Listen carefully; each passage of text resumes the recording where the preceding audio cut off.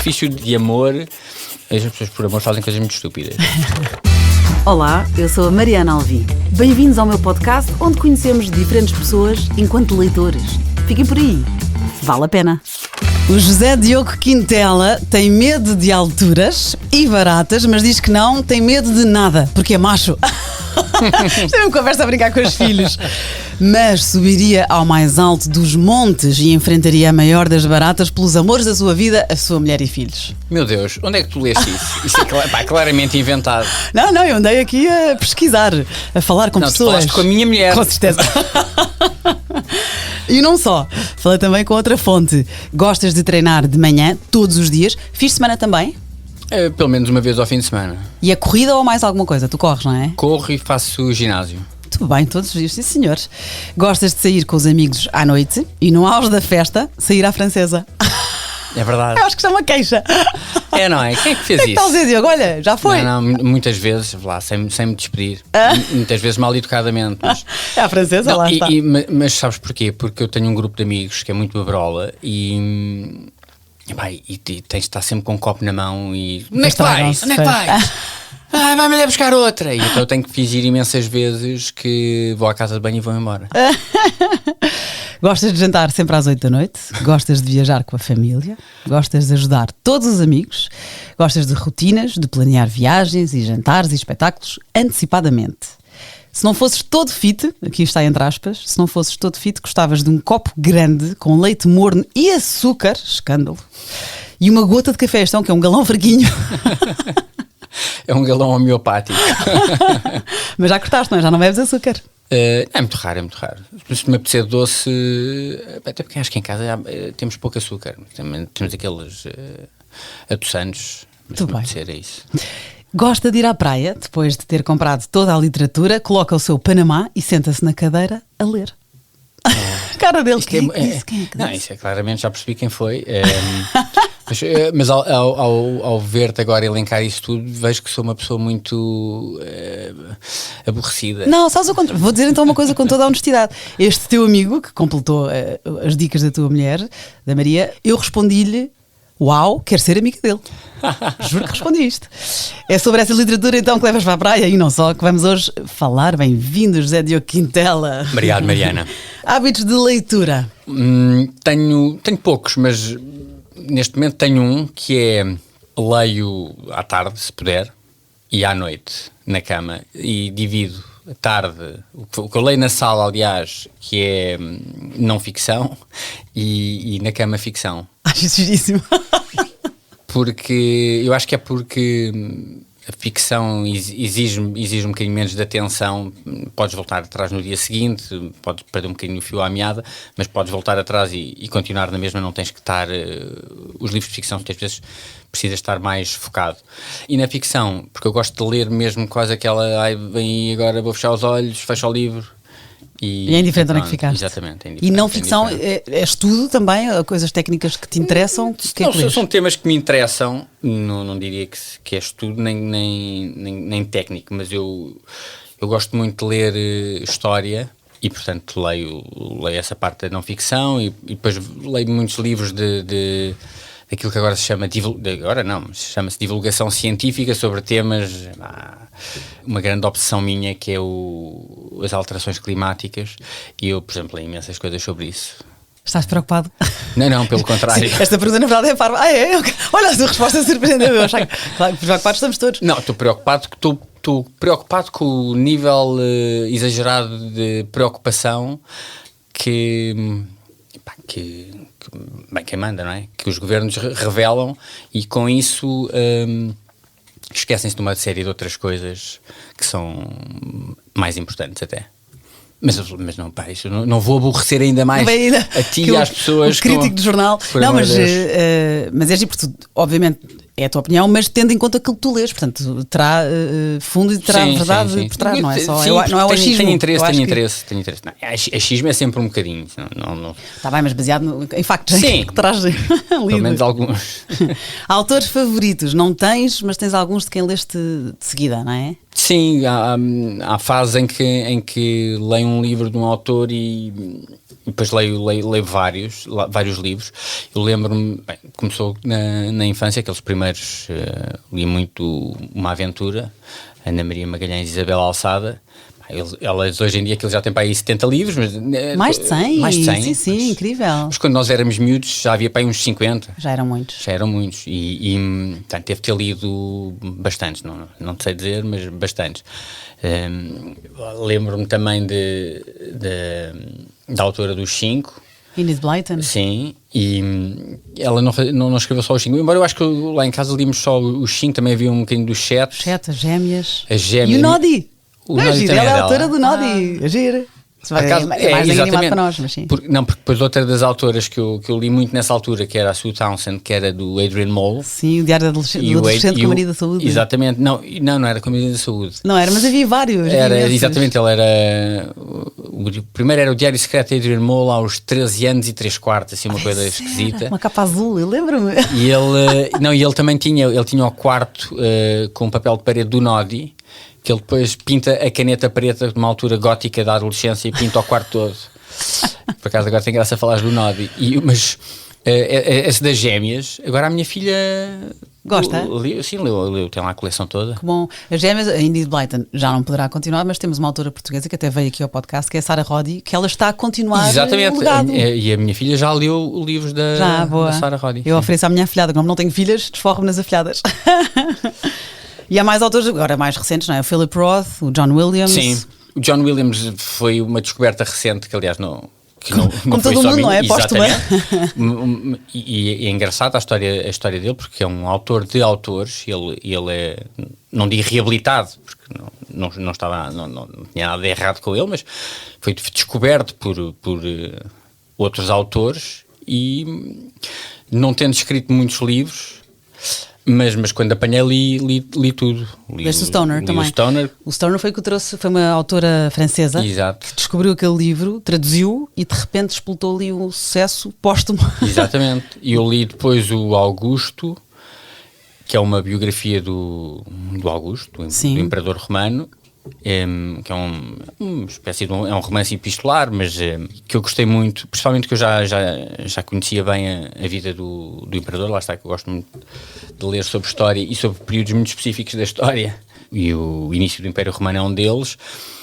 E depois li o outro, que é o Butcher's Crossing, que também é um grande livro. Não sei qual é o nome em português. Não sei, estava aqui a ver, não sei se há. Não fui ver, que eu também não tenho inglês. Portanto, Nothing But the Night, The Broken Landscape. Isso é poesia, The Butcher's Crossing. Poesia não contes comigo. O Stoner e Augusto. Exato. Ele escreveu também poesia, mas então pronto. E depois há um inacabado. Ele quando morreu tinha um quinto romance inacabado, The Sleep of Reason. Olha. Mas ele era também um amante. Mas pronto, então alguém que acaba aquilo pelo ler. Sim, como foi com o Stieg Larsson. Também alguém teve que acabar com... Foi. O Stieg Larsson escreveu a trilogia. Nunca li nada do Stieg Larsson. A trilogia Millennium era e pronto, e depois, claro que não correu tão bem, mas tentaram continuar o legado dele. Mas é giro porque tu já leste o Stoner. Quem me trouxe o Stoner foi a Mariana Duarte Silva, num episódio que também recomendo. E tu trouxeste-me então o Augusto, que isto foi escrito em 72. E tu já leste as Memórias de Adriano? Lembrei-me logo desse. Sim, claro. Sim, já li. Pronto. A Mariana também falou nisso, claro. Já li Memórias de Adriano. É um período da história que eu gosto muito. É um período riquíssimo, o fim da República Romana e o início do Império. Não sei, é uma altura única da história.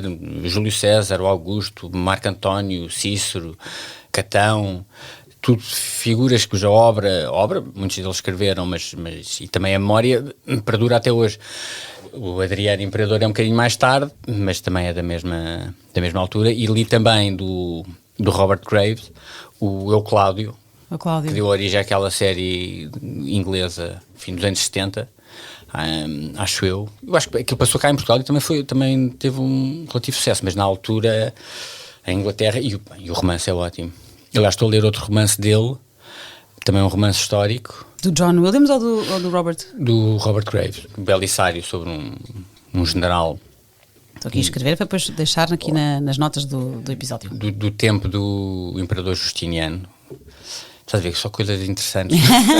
Não, mas dá-te imensa cultura e aprendes. Eu tenho um problema com estes livros, que depois eu adorei Memórias de Adriano, já não me lembro, depois esqueço-me, portanto a minha ignorância justifica a minha incultural. Sim.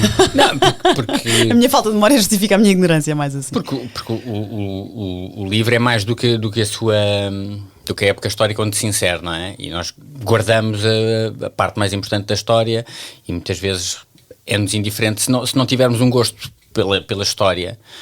E eu tenho, desde miúdo, é um bocado indiferente se passou no século III ou no século XIII. Sim. Este Augustus que tu trouxeste, do John Williams, foi escrito em cartas e em excertos, não é? Portanto, é dividido em Exato. duas partes. É ele mais novo e depois então a ascensão ao poder. Fica aqui a recomendação. Este autor, o John Williams, é o tal que tinha que era o romance, o melhor romance que ninguém leu, Exatamente. que era o Stoner. E pronto, e depois a francesa que eu te falei que o traduziu e ajudou aqui a despoltar, relembrá-lo, foi a Ana Gavalda. E ele é do Texas. Este Augustus foi o último livro que ele publicou e é o único cujo protagonista não se chama William. E é o único que acontece fora dos Estados Unidos. Sim, é muito interessante. O Augusto teve uma vida muito interessante, meio evidente, o primeiro imperador romano, e tem umas personagens, digamos, secundárias da vida dele, a mulher dele e a filha dele, que não é filha da mulher. Ele tinha um grande objetivo, que era manter o poder na família, fazer uma dinastia. Ele casou sobrinhos e às Não, vezes, isso quando morre um, diz isso. ok, então tu vais divorciar daquele para te casares tu com ele, era um estratega. Sim, e adotava, os romanos tinham um costume de adotar adultos. Se a tua linha não tivesse herdeiros, tu não tivesse um herdeiro para perpetuar o teu nome, facilmente chegavas a outra família nobre, patrícia, como eles chamavam, e dizias, ok, eu quero adotar o teu segundo filho, passa-o para cá, Que conveniente. dou-lhe o meu nome e mantém na família a tradição. Por isso ele adotou os filhos da mulher, que já tinha filhos de outro casamento, Sim. que ele tinha obrigado o marido a divorciar-se dela. E depois exilou a filha. A filha depois morreu no exílio. Foi muito cruel para a filha e muito cruel para os netos, para alguns. E antes disso, pôs a filha a estudar como se fosse rapaz. Portanto, ele era um homem que... Sim. Isso também é de louvar, ao contrário mas ele tinha, embora depois dentro da família não fossem... não digo deboche, mas não eram meninos de couro, mas ele tinha feito muitas leis sobre os costumes, sobre relações extramatrimoniais, sobre amantes e essas coisas todas, mas a família depois não as seguia e havia aí esse contraste, e foi isso que levou a filha depois mais tarde a ser exilada. Convenientemente, nunca tinha sido problema e de repente foi por causa do adultério. Exato. Foi condenado por adultério. Exatamente. Tá, agora vamos então arranjar aqui um argumento. Então pronto, Augusto, do John Williams. Outro livro que tu trouxeste é o Scoop, do Sim. Evelyn Waugh. Sim, um nome muito chato de dizer. Talvez, se eu tiver que dizer de todos os autores que eu te disse, que li vários livros de rajada, se calhar o Waugh é aquele que eu gosto mais, porque tem vários temas que me interessam e tem muita graça. Tem um tipo de humor inglês, o verdadeiro humor inglês, é muito seco e cruelmente engraçado. Este livro especificamente é a história de uma guerra numa ex-colónia inglesa, nos anos 30, inventada. Ele inventou, embora ele tivesse sido correspondente de guerra, não sei se na Abissínia, no Sudão, sei lá, num sítio qualquer onde a Inglaterra teve umas guerras coloniais, e ele cria também um jornal, que é o Daily Beast, que é baseado, já não lembro qual era o jornal. Porque ele trabalhou no Daily Mail, no período entre guerras. Sim, é possível que tenha sido baseado no Daily Mail. O dono do Daily Beast é baseado agora falha-me o nome, no verdadeiro magnata dos jornais ingleses na altura. E pronto, aquilo é uma confusão em que há dois colaboradores do jornal com o mesmo apelido. Um é um correspondente de guerra, o outro é um que escreve sobre botânica, e ele diz, esta guerra interessa-me, vamos mandar para lá o não sei quantos. Eles enganam-se nos serviços e mandam para lá o tipo que escreve sobre plantas, e ele vai cobrir uma guerra. E depois é um humor de confusão, mas também muito sobre a classe em Inglaterra. A Inglaterra é um país com que liga muito à classe e às diferenças entre classes, e ele explora isso muito bem. Isto é uma crítica, não é? A Fleet Street, que era a rua onde eram os jornais. Exatamente, era... exatamente. Acho que o personagem do dono dos jornais é o Lord Beaverbrook. Lord Copper. Lord Copper, ok. Lord Copper. Quer dizer, foi que eu investiguei. Mas... Então, mas o baseado no... na vida real não sei.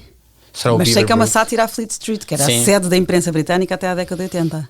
E ele fez várias sátiras sobre a classe alta inglesa e sobre o desejo de ascender à classe alta das classes imediatamente abaixo. A Inglaterra é muito estratificado, não é só a classe alta, é a classe alta, a classe alta alta, a classe média alta. Tens o ABC 1, ABC 2. Sim. E topam-se todos por aqueles pequenos diferenças de dicção, de palavras que se usam. Que cansativo.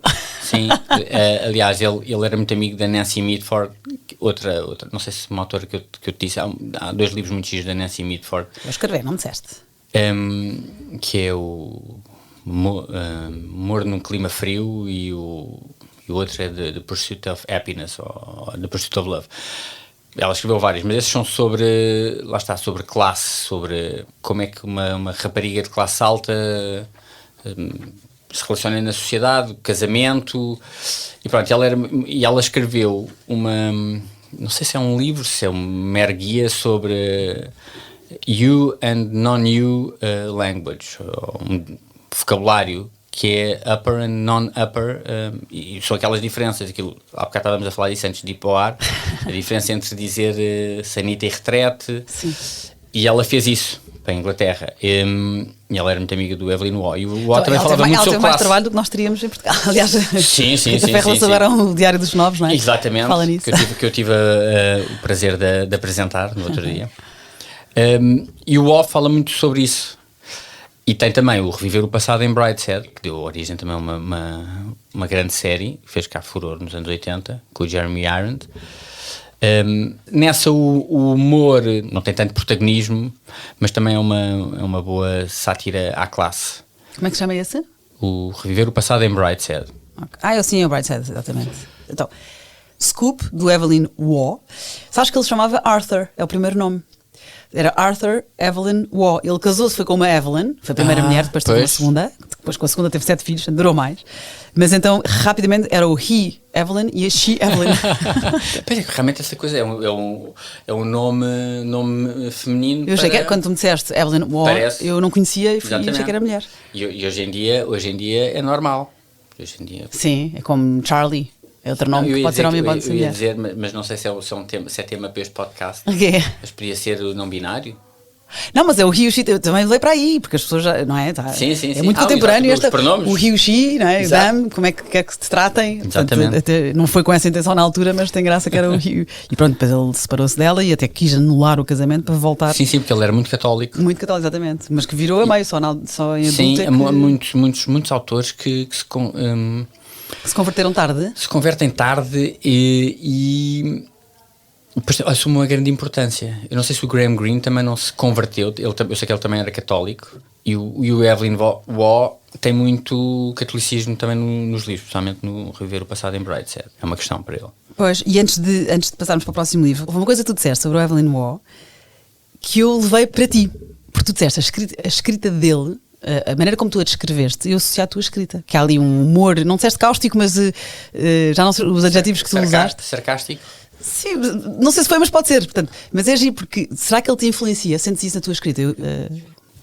Era ótimo que fosse, porque eu acho é um grande tu autor. Tens a sátira, tens a crítica, o humor está lá. Talvez, eu gostava de pensar que sim. Fica com ele de Exato, a maneira de. Eu tento, a maneira de dizer secamente, às vezes, grandes alarvidades, ou no fundo, vá lá, frases com impacto, mas que sejam ditas secamente, e que muitas vezes surpreendem as pessoas no sentido em que isto que ele está a dizer é grave, não grave, mas é impactante, mas é dito como se fosse nada de especial. Sim. No fundo, o equivalente a quando se faz stand-up, que isso está a dizer o deadpan. Quer dizer, com uma cara normalíssima. Poker face, não é? Exato. Não muda a expressão. E se houver um equivalente na escrita, o Evelyn Waugh tem, certamente, e eu gostava de ter. Então, olha, muito bem, fica aqui o elogio. E outro que também tem um livro que eu este quero imenso ler, fiquei cheio de vontade, o Catch-22, do Joseph Heller. Sim. E também tem ali uma crítica característica, não é? Que até é repetitiva, mas depois tem uma prosa circular e escrevem paradoxos. Sim. E há uma frase que eu adorei, tive aqui a estudar o livro, sem estragá-lo para mim próprio, porque eu quero ler. Sim. Que é: o texano mostrou-se afável, generoso e simpático. Em 3 dias ninguém mais conseguiu suportá-lo. Isto maravilhoso. Olha, isso é o género, exatamente, é o género de frase e efeito também do Evelyn Waugh. Ora bem, eu também achei. Esse é um dos meus livros prediletos. Catch-22. Sabes aqueles livros que eu tenho 2 ou 3 que ofereço sempre? É este. Este é um deles. Bom, acho que não há um amigo meu que não tenha recebido e deitado fora o... Deitado fora nada, é giro. É uma boa crítica. Mais uma crítica em tempo de guerra? Sim, há aqui um padrão. Uma crítica à guerra. Sim, é uma crítica à guerra.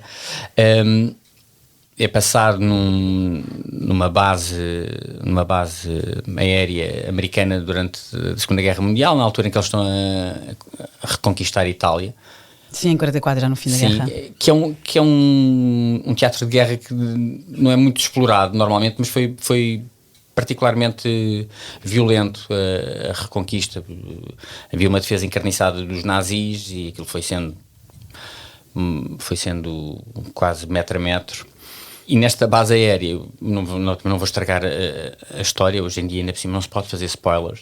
Não, mas pode explicar. Lá em casa e os meus amigos mais novos estão a dizer, mas isso é um spoiler, mas tu sabes como é que acaba o Romeu e Julieta e deixavas de ver a peça por causa disso, é burro. Mas, depende. Mas podes explicar que é giríssimo o que é o Catch-22. Pois, exatamente, o Catch-22 do título é eles estão... É um artigo, não é? Exatamente, é um artigo. Eles estão fartos de voar missões. Supostamente, quando lá chegaram, diziam ao fim de 25 missões podem acabar a missão e vão-se embora, mas eles vão sempre arranjando estratagemas para os fazerem voar mais missões. Aquelas são missões muito perigosas, são quase missões suicida. E às tantas, eu acho que é o personagem principal, que é o Yossarian, que vai dizer: eu não posso voar mais. Há alguma maneira de eu deixar de voar? E o médico diz: a única maneira de se deixar de voar é se tu fores maluco. E ele: ok, está bem, eu sou maluco. E ele: não, ao dizeres que és maluco, provas que és são porque estás a dizê-lo para não voar. Desculpa, que agora estou a abanar a mesa. E esse é o Catch-22. Exatamente. Portanto, só se fores maluco, ora, para dizeres que és maluco é porque não és maluco. E portanto é impossível. E essa expressão ficou, sobretudo em Inglaterra também, mas sobretudo nos Estados Unidos, ficou a expressão usada, que é quando uma situação é impossível, sobretudo quando é por causa de uma lei que te contorna, que te encurrala, é um Catch-22. Exatamente. Tu tens muitos Catch-22 em Portugal quando queres licenciar casas ou qualquer coisa como burocracia do Estado, em que te pedem a licença da EDP, mas na EDP só te dão se tiveres antes a licença da Câmara, e a Câmara diz: mas eu não dou se não tiver a da EDP, e portanto é uma coisa... Catch-22. Exatamente. Sim, claro, a única maneira de romper isso é fazer as coisas independentemente de teres a licença ou não. Ótimos exemplos nesta conversa. Mas no Catch-22 depois é o que eles fazem, é tudo à volta de estratagemas que são dezenas de personagens. Aliás, cada capítulo normalmente tem o nome de um dos personagens, e depois há um tipo que monta um negócio de import-export e torna-se um retalhista que às tantas faz negócio com os próprios nazis, compra e depois vende ao exército mais caro, rouba ao exército e depois vende ao próprio exército mais caro. Parecia um português. Sim, podia ser o Major Valentim Loureiro. E depois há um personagem que agora já não lembro o nome, mas que eu gosto muito e ficou sempre, desde que eu li aquilo já vi tantas pessoas iguais, que é muito engraçado. É um tipo, imagina, tem 25 anos e é tenente, e então a única coisa que lhe interessa é estatuto, e espera, este é tenente como eu, mas ele tem 28, eu sou mais novo, portanto eu ainda vou subir acima dele, e portanto taçar de superioridade em relação a pessoas da mesma patente, mas que são mais velhas, ou patentes mais baixas até. Mas depois, quando aparece um com uma patente igual à dele, mas mais novo, portanto que o vai... E ele é tudo feito em função do estatuto. Que competição crónica. Sim. É um tema que me interessa. Aliás, há bocado estávamos a falar sobre o O, e depois eu falei da Nancy Mitford e sobre a classe. Depois, quando estava a fazer a lista de livros que tu me pediste, é um tema que me interessa, que é a ambição do estatuto, das pessoas avaliarem muito da sua vida através do estatuto, que mais não é do que a forma como as outras pessoas olham para ti e te identificam numa escala. E como tu queres ser visto também, não é? Exatamente. Portanto, as coisas que tu fazes não têm tanto valor em si e no prazer que te possam dar, mas qual é o efeito que isto tem na minha imagem exterior. E isso vale para a classe. É um sistema milenar de estratificação, mas até coisas mais recentes, sejam a hierarquia no teu grupo de amigos, a hierarquia no trabalho, até na adolescência popular da escola, não é? Completamente. Mas acho que eu acho, resumindo muito o que eu acho sobre isso tudo, acho tristíssimo. No fim do dia não é isso que te vai preencher. Sim, mas algumas pessoas é assim, mas é mesmo quando for importante, quando tiver o teu leite de morte. Aí nessa altura somos todos iguais. Mas por outro lado é também a forma como, e agora disseste isso na adolescência, é verdade, na escola essa coisa do ser popular interessa muito, porque é a forma como tu te encaixas no mundo e no grupo, porque não, somos animais sociais, infelizmente, e... Pois é, uma coisa inata, isto não é uma regra adquirida, não é aprendido. É como aos cães. Os cães, quando juntas cães, eles vão-se logo cheirar para ver quem é o alfa. E percebe exatamente quem é que é o maior, quem é que é o... Pois, tens razão, não é incutido pela sociedade, é natural, não é? Quer dizer, depois também piora... Exatamente, depois a sociedade constrói sobre isso. Exato. Okay. Mas percebi que é um tema que te interessa. Me interessa. Também, a mim também, isso é giro. Então, pronto, temos aqui o Catch-22. Sabes que o Catch-22 era originalmente Catch-18? Não. Giro, porque eram 18 missões de voo que os bombardeiros tinham que fazer, não é? Só que havia um outro livro, diferente, mas sobre também um tema militar, que era o Mila 18, de Leon Uris. Leon Uris, sim. Exatamente. E então, por causa desse livro, o Catch-18 ficou Catch-22. Portanto, de repente, ficaram com mais 4 missões. Eu lembro-me desse livro, vi em minha casa. Então pronto, esse livro mudou o título E o primeiro capítulo deste Catch-22 foi escrito à mão, na mesa da agência publicitária onde trabalhava, o Joseph Heller, a partir de ideias, diz o próprio, a partir de ideias e palavras que surgiram na minha mente apenas na noite anterior. E ainda se chamava Catch-18, foi publicado no trimestral New World Writing, e ele recebeu pelo primeiro capítulo $25. Olha, isto é fantástico. Na altura ainda era dinheiro. Não é? Foi em 55. Porra. É imenso dinheiro. Imagina isso com a inflação como está agora. Meu Deus. Sim, não vou falar dos preços atuais, mas sim, acho que vou lixar para a casa bem, dá-me só um minuto. $25. Pronto, depois deste livro, que foi um sucesso, ele esperou 13 anos até ao próximo romance, sombrio, Something Happened. E aí, entretanto, houve uma tentativa de acusação de plágio pelo Catch-22, foi. Mas caiu, porque ele diz que era igual a um livro que se chama The Sky is a Lonely Place, ou, nos Estados Unidos, The Face of a Hero, que era muito parecido, depois do jornal onde ele trabalhava defendeu, não é parecido o tema, o herói, a guerra, mas o próprio autor disse logo, nunca ninguém deu por isso, nem o próprio autor que já morreu, e esse livro saiu 10 anos antes do meu, portanto depois caiu... Não sabia. O Fim da Aventura é outro livro que tu trouxeste, do Graham Greene. Também de guerra. Também passado na guerra. E o Graham Greene é Henry, também tem o primeiro nome. Também. É. Isso que eu estou a aprender. Que bom, isso é giro. Conta-me, o Fim da Aventura. O Fim da Aventura, sem fazer spoiler... Não, é sinopse, não é? É uma mulher que acaba com um homem... Sim, é um... Namoro no Blitz, não é? Sim, é um sacrifício de amor também... As pessoas por amor fazem coisas muito estúpidas. E é também uma noção de dever, neste caso, dever a Deus. Ela é católica. E o que acontece muito simplesmente, isto é durante o Blitz, em Londres, ela é casada, mas tem um amante, aliás, acho que tem vários casos, mas este amante especificamente, e estão a ter um caso no meio do Blitz, há um bombardeamento, uma bomba cai no sítio onde eles estão, a casa é destruída, e o amante fica debaixo de escombros, morto, ou aparentemente morto, e ela ajoelha-se e faz uma promessa, pede a Deus que o salve, e diz que se Deus o salvar, ela acaba, porque ela é católica e aqueles sentimentos de culpa evidentes de estar a trair o marido, e diz que que acaba tudo. E, portanto, depois percebe se ele sobreviveu. Aliás, o livro começa a meio, não é? Acho eu, já não li há muitos anos. Mas há flashbacks. Exatamente, com ele a tentar perceber o que é que aconteceu, porque ela... aquilo que hoje em dia se faz é ghosting. Os jovens queixam. Encontram alguém no Tinder, trocam mensagens, encontram-se e depois apagam, deixam de responder a... Sim, quando de repente alguém... Sim, exatamente. Até amigos fazem isso, não é? De repente, he ghosted me, tens razão. E ela... Desaparece sem explicar. Exatamente, ela fez ghosting. Ao marido. Não ao marido, ao amante. Okay. Ela continua com o marido. Ela depois morre, provavelmente tuberculose. Mas então quem é que contrata? Então era a relação... Ok, porque ele depois contrata um detetive para perceber o que aconteceu. Quem é que contrata? É o marido? É o amante. O amante. E o detetive vai perceber... porque depois começa a haver conversas que ela tem com um padre, depois vai-se perceber, ela fez aquela promessa e cumpriu-a. Portanto, ela salvou o amor dela e por amor prescindiu. E lá está, é um livro sobre o dever, não é? Ela fez uma promessa. Qualquer pessoa, eu faria, por favor, Deus, salvou, obrigadinho, Deus. Eu juro que nunca mais estou com ela, mas salvaste agora, porra, não vou, até parece mal. Eu sendo uma velhinha, exatamente. Só encontrar o que... Quantidade de promessas que não são quebradas ou que não são cumpridas. Mas ela cumpriu. Isto é considerado, este livro, o fim da aventura, de Graham Greene, considerado uma radiografia da natureza humana. Exato, pode-se dizer que sim. Uma radiografia, um ataque também.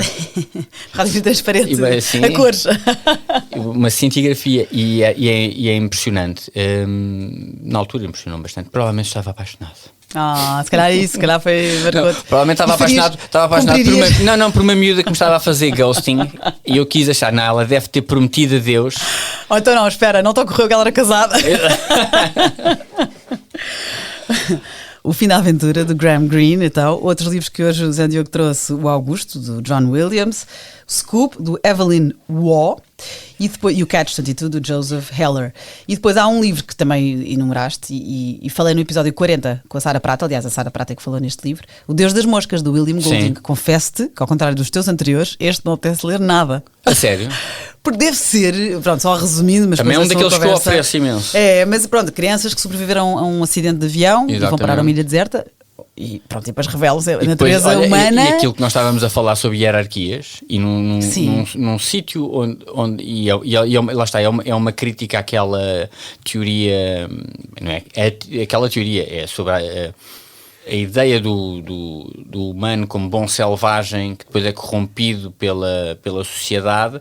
Bom, aqueles são crianças, portanto... São pré-adolescentes. Exatamente, ou seja... E tiveram muito pouca pressão da sociedade. Aliás, elas estão ali completamente em estado selvagem e portam-se como selvagens e estabelecem as suas hierarquias também. Sem dúvida. É brutal. Quando eu digo sem vontade de ler, não, o livro há de ser incrível, com certeza. E a Sara Prata vende-o bem e tu agora também.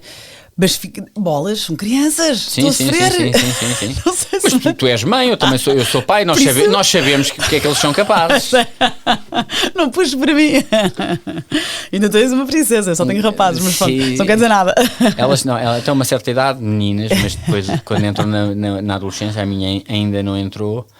Mas já me estou a preparar mentalmente. Mas logo que se vê. Sabes que dizem isso, que as raparigas são mais difíceis. Eu tenho 2 irmãos. Sim. E eu fui mais fácil que eles na adolescência. Foi? Não sei se por eles serem tão difíceis que eu pensei, ok, não quero chatear. Os meus irmãos já são... Mas sim, portanto, logo que se vê, não é? Na verdade separamos, mas tudo depende do feitio. Então agora, tenho aqui um desafio para mim, que é, eu no fim desta conversa ofereço um livro, tendo em conta o teu gosto literário. Trouxe o Stoner, mas calculei que já o tivesses lido, John Williams, pronto. Depois, há um livro que eu te recomendo, pronto, e aqui fui falando noutros, claro que já conhecias, Memórias de Adriana, etc.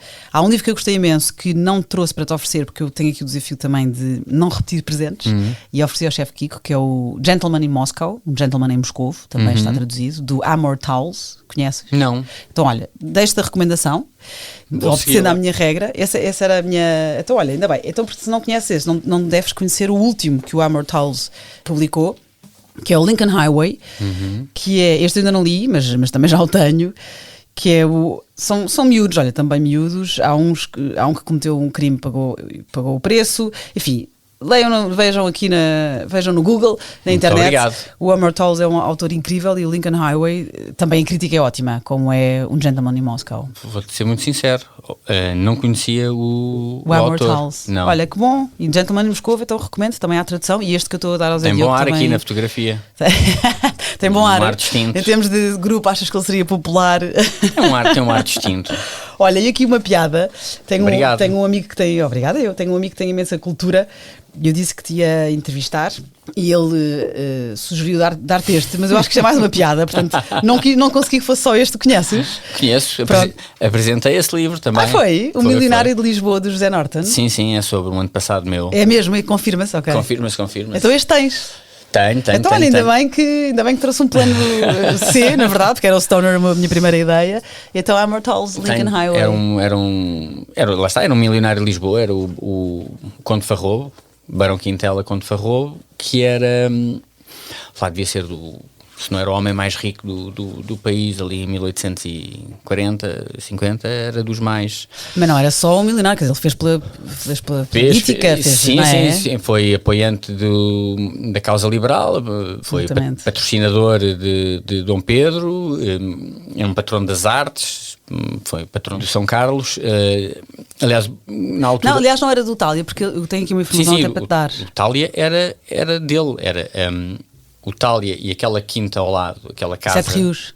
Sim, aquela casa que é o Palácio das Laranjeiras, que é as traseiras do Jardim Zoológico. Depois, na altura, o Paulo Portas fez lá o ministério dele, eu não sei se ainda está ocupado pelo ministério, e, portanto, essa propriedade era a quinta fora de Lisboa do Conde Farrobo, que em Lisboa era ali no Chiado, Largo Barão Quintela, porque aquela casa onde agora é o Palácio Chiado, sim, aquilo era a casa dele.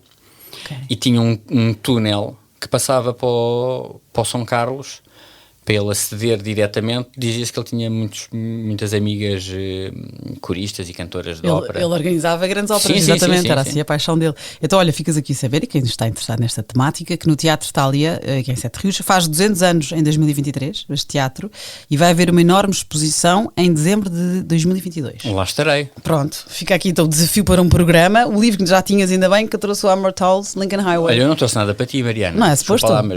Vieste? Obrigada. Vou arranjar qualquer coisa depois. Olha, já tenho o Catch-22 e não quero o Deus das Moscas. Obrigada, Zé Diogo. Obrigado, Mariana. Para a semana a mais. Eu tenho que fazer um pedido, que eu tenho sempre vergonha disto, nunca fiz, mas subscrevam, só, por favor. Toda a gente nos podcasts diz isto. Eu sempre achei, porque é pedir, não? Mas já me disseram que é importante. Portanto, só, por favor, subscrevam, vale a pena. Obrigada. Eu vou subscrever também. E 5 estrelas. Eu por acaso já tinha subscrito. Já tinhas? Obrigada. Beijinhos para a semana a mais. Beijinho. Obrigada por ouvir.